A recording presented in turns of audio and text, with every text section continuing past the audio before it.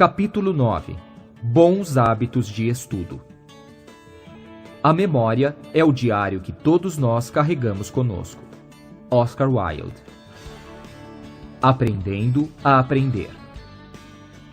Antes de iniciar com as dicas de estudo, é importante dizer que cada pessoa cria uma maneira diferente de estudar e que não existe um método correto para se estudar.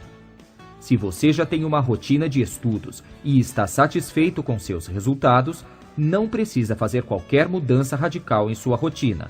Basta utilizar algumas das dicas. No entanto, se você estiver insatisfeito com suas notas e seu rendimento e está procurando alguma forma de melhorar seus estudos, esse capítulo vai lhe ajudar muito. A maioria dos alunos que estão insatisfeitos com seus resultados se encaixa em 3 categorias. A primeira categoria consiste o maior grupo de alunos. Esse grupo se consiste de alunos que não têm bons hábitos de estudo ou não sabem a melhor forma para se estudar. Os estudantes nessa categoria serão os maiores beneficiados deste capítulo, visto que aprenderão como melhorar seus hábitos de estudo e como tornar sua memória mais eficiente. A segunda categoria consiste de alunos que já têm uma rotina de estudos, chegando a estudar muitas horas por dia, mas ainda não obtêm os resultados esperados. Esse grupo também se beneficiará deste capítulo, já que aprenderá como criar anotações mais eficientes e entenderá a necessidade de criar revisões sistemáticas do material estudado, tornando seu estudo bem mais eficiente. A última categoria é composta por pessoas que simplesmente não têm tempo suficiente para estudar. Alguns estudantes possuem tantos compromissos no trabalho e na família que simplesmente não têm tempo suficiente para estudar. Ainda que as dicas deste capítulo possam otimizar seu tempo, elas não farão qualquer tipo de milagre. Desse modo, se você não tiver tempo para estudar, nada do que está escrito nesse capítulo terá serventia para você. Caso você se enquadre nessa categoria de alunos, espero que ouvir as dicas ao menos sirva para lhe alertar sobre a necessidade de dispor parte do seu dia para estudar. Lembre-se, ainda que você não queira estudar agora, cedo ou tarde você terá de estudar. Assim, é melhor começar o quanto antes. Mudança de hábitos. Se você continuar estudando como você tem estudado, provavelmente você vai ter os mesmos resultados que você vem tendo. Se desejar melhorar, precisará mudar seus hábitos. Criar novos hábitos e eliminar os antigos não é uma tarefa fácil, mas se torna imprescindível quando queremos melhorar. Não pense que você terá de parar de namorar, jogar bola ou ver televisão. Na verdade, utilizamos as técnicas de estudo justamente para podermos ter mais tempo para o entretenimento. Estudar não é um ato passivo. Alguns alunos, principalmente em preparatórios para cursos, acham que ir para as aulas é o suficiente para aprender alguma coisa. Estar matriculado em um preparatório para concursos é como comprar uma esteira para praticar exercícios físicos. Se você não praticar, estará apenas se enganando. Desse modo, se você realmente quiser aprender alguma coisa, é preciso que se envolva com todo o processo de aprendizagem. Vá às aulas, faça anotações eficientes, pergunte. Não faça apenas os exercícios que o professor exige. Resolva o máximo de exercícios acerca do material estudado. Se necessário, vá até a biblioteca e pegue outros livros referentes ao assunto estudado. E se você me disser, não tenho nada para estudar hoje, penso que é apenas uma desculpa de quem insiste em adiar o inevitável, o surgimento de novos tópicos e assuntos. É preciso que você se prepare constantemente. Compare-se apenas com você mesmo. É comum ver alunos justificarem seus fracassos baseando-se nos fracassos dos outros. Ah, eu não passei no concurso, mas obtive uma nota bem maior que a do fulano de tal. Sinceramente, não vejo vantagem alguma em criar uma hierarquia para os fracassados. Analogamente, não vejo necessidade alguma em ficar comparando seu desempenho com o desempenho de outras pessoas bem-sucedidas. Compare seus resultados com seus próprios resultados. Desse modo, você sempre saberá sobre sua evolução na sua jornada pelo sucesso acadêmico. Repetição e espaçamento. Conversas no corredor da faculdade, a roupa que você estava usando no dia anterior, o nome de amigos apresentados em uma reunião, a música que acabou de tocar no rádio. É normal esquecermos de parte das informações. No entanto, se você não criar códigos de memória, informações importantes serão descartadas juntamente com as inúteis. Então, a cada revisão, você deve criar novos códigos de memória, fixando a informação cada vez mais. Uma fórmula interessante de revisão seria a seguinte: para cada hora de aula, faça uma revisão de 10 minutos. Observe que essa revisão deve ser feita apenas nas primeiras 24 horas após a aquisição, período em que ocorre maior parte do esquecimento. Essa revisão será o suficiente para segurar em sua memória toda a informação aprendida em sala de aula. Uma semana depois, dia 7, para cada hora de aula expositiva, você precisará de apenas 5 minutos para reativar o mesmo material. Ao final de 30 dias, você precisará de apenas 2 a 4 minutos para obter novamente os 100% da curva de aprendizagem. Alguns alunos dizem não ter tempo para esse tipo de revisão. No entanto, nada justifica essa alegação, visto que o maior ganho com as revisões se refere principalmente ao tempo. Se ao longo dos 30 dias os estudantes não fizerem qualquer tipo de revisão, eles precisarão de mais 50 minutos de estudo para cada hora de aula expositiva. Dado o inevitável acúmulo de matéria, provavelmente o aluno dispensará muito mais tempo do que se tivesse simplesmente feito um bom calendário de revisões.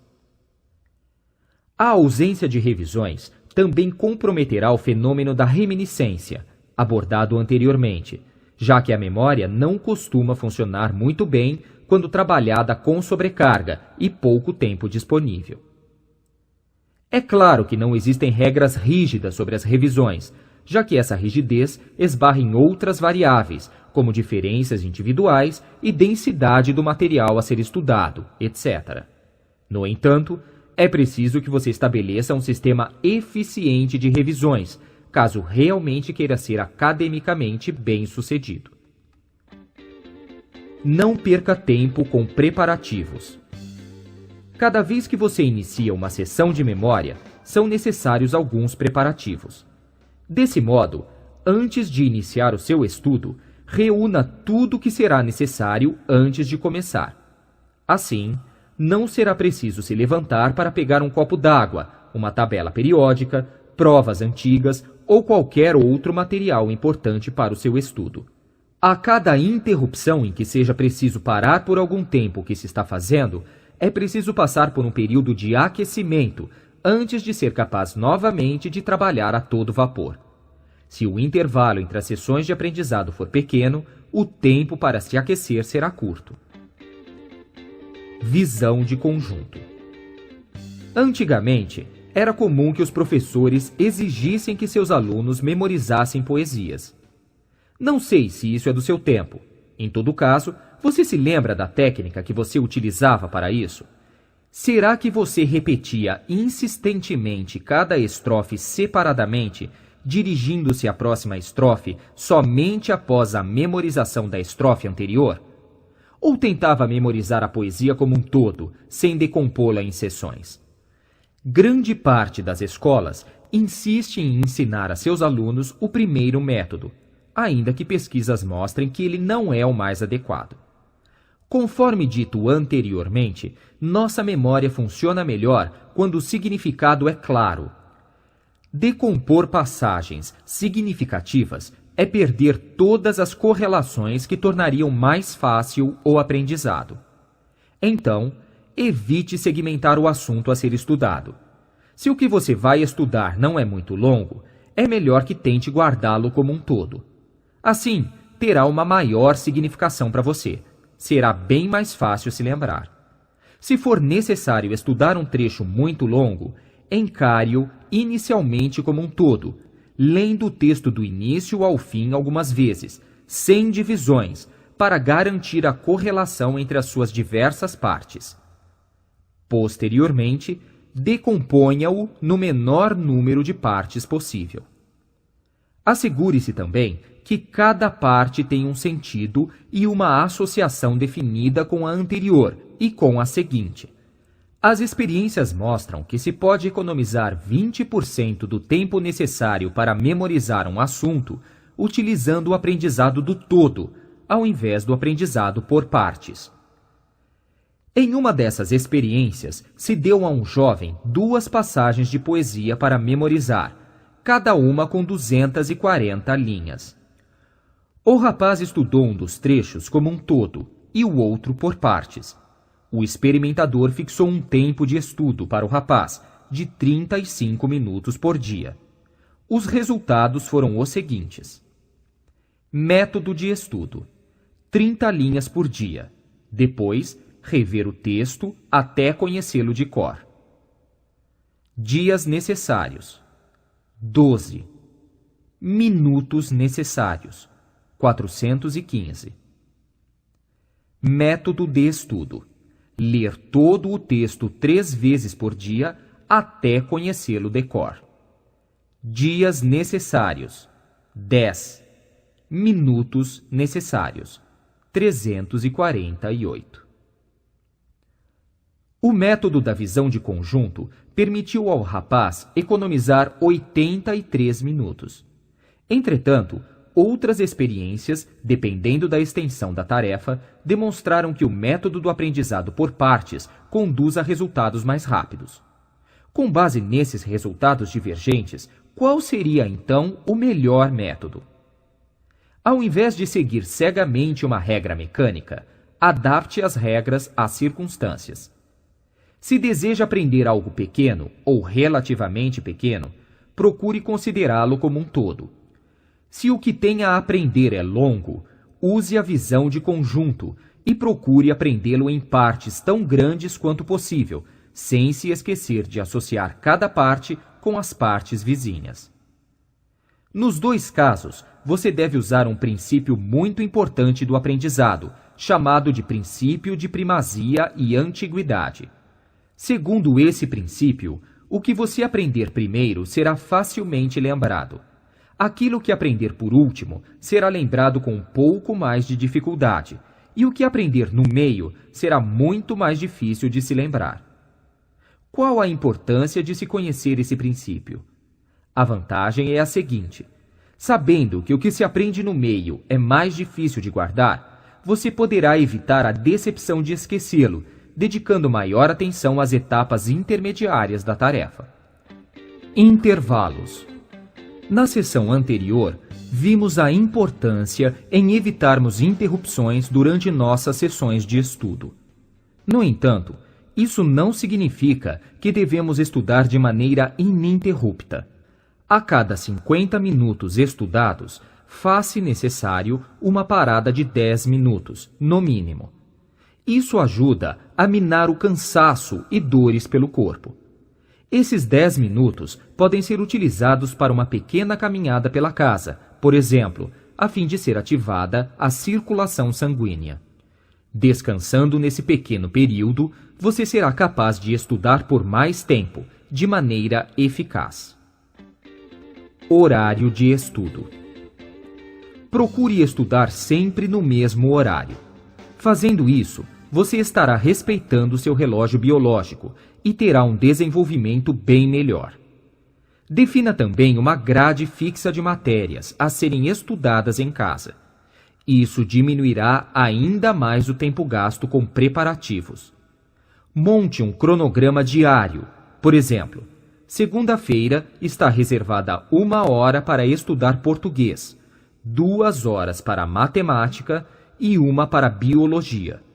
Se achar necessário, estipule inclusive os tempos de intervalo.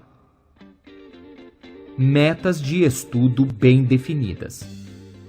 A definição de metas de estudo é primordial. Fazendo isso, você cria um ritmo de estudo e não dá chance para devaneios. Delinear uma meta de estudos é como correr pela manhã acompanhado de um amigo.